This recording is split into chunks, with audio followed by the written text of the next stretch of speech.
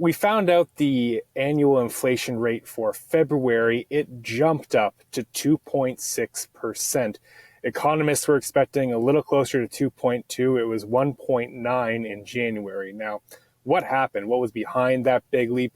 Well, the main thing that Statistics Canada was pointing to was the end of that tax holiday the federal government had in place from mid-December to mid-February. It ended mid-month.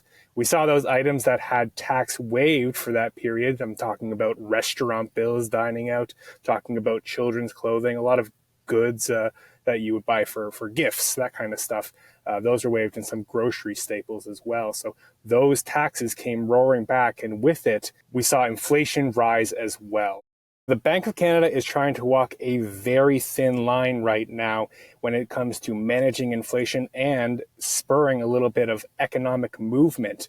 As we're in this trade war with the United States, they're worried that the economy is going to take a hit, but they're also worried prices are going to rise from a weaker loonie, from our own retaliatory tariffs against the United States. So they are trying to set monetary policy to walk that balance, to not encourage inflation to pick up too much amid all these pressures, but also make sure, consumers and businesses are okay amid rather high borrowing costs still at the moment.